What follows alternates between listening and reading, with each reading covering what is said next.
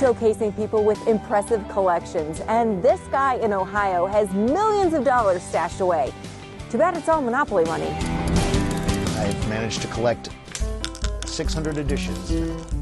Started spending time with my daughter playing it. This is the one that started all the trouble. It just sort of blossomed as more and more editions came out. DeVita Dialysis, travel editions from Malaysia, UK. This is a Canadian edition from the 30s. Sports teams, all sorts of sports teams. I'm surprised there isn't one for Harry Potter.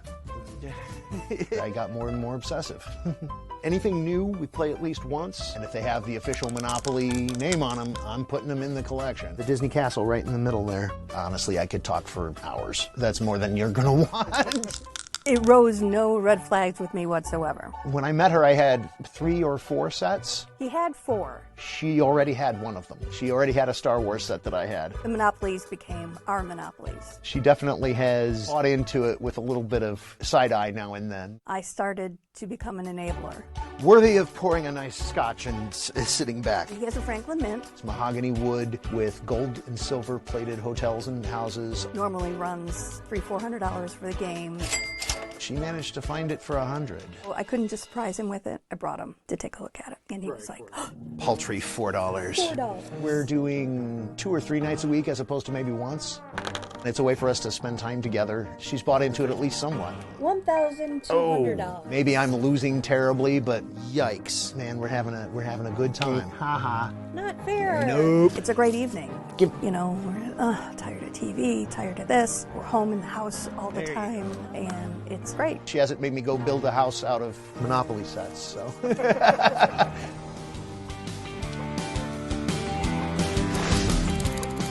This collector in Missouri is trying to get into the Guinness Book of World Records for the largest collection of Kansas City Chiefs related memorabilia. Kurt Herman's collection goes back 50 years to when he was a kid. This football from 1970. It's an old Franklin NFL size football. And he's got it all. Posters, figurines, bobbleheads, helmets, hats, ornaments, lights, even the kitchen table. Hey, it looks impressive, but Kurt's still waiting to get official confirmation from Guinness. That would be awesome. It would kind of validate, I guess, that I'm not totally crazy, you know? Or maybe it's a certification that I am.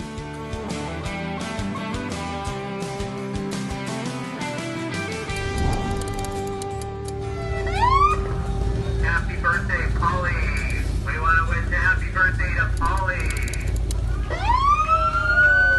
She's a 1947 International, made into a hot rod fire truck named Little Red, tricked out like the toy models that kids love.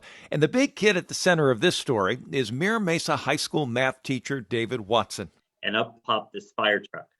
And it was just about the coolest thing I've ever seen. It's a hot rod fire truck. And I thought, oh my gosh, I need to have this. Watson says he's long had a thing for classic cars, and when he spotted Little Red for sale on an online post, he plunked down a pretty confidential penny to make her his own. This from a man who gives lessons on the value of a buck. And I also teach a class called Financial Math, which I wrote curriculum for that. It's I changed the name to Math for Life because that makes more sense. Things like how to open a checking account and maintain a budget. So what did his students think of this expense? They thought I was crazy. They thought I was stupid. You know, don't spend your money on that. Why would you do that?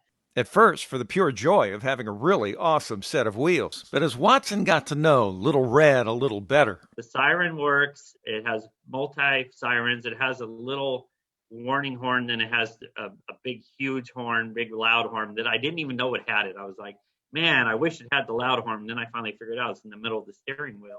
Then it hit him right in the middle of his heart. He had a celebration machine. Baby showers, engagements, birthdays, and half my birthdays are for people that are 60 and older. The oldest person I did a birthday for was 100. So far, he's added an unforgettable flair to more than 70 events, and he doesn't charge a dime. Some people will call me crazy, you know, but it's a lot of fun. My brother usually goes with me, and he brings his dog, and his dog is a wonderful, very friendly dog, and the kids love his dog. You must get a great kick out of this. I never realized. I thought I would just love owning it. You know, it's just every time I see it, I go, wow, that is so cool. And the unforgettable memories for those he visits, pretty cool as well. I'm going to make an announcement before I go, okay? Happy birthday to you, Merritt. Happy birthday.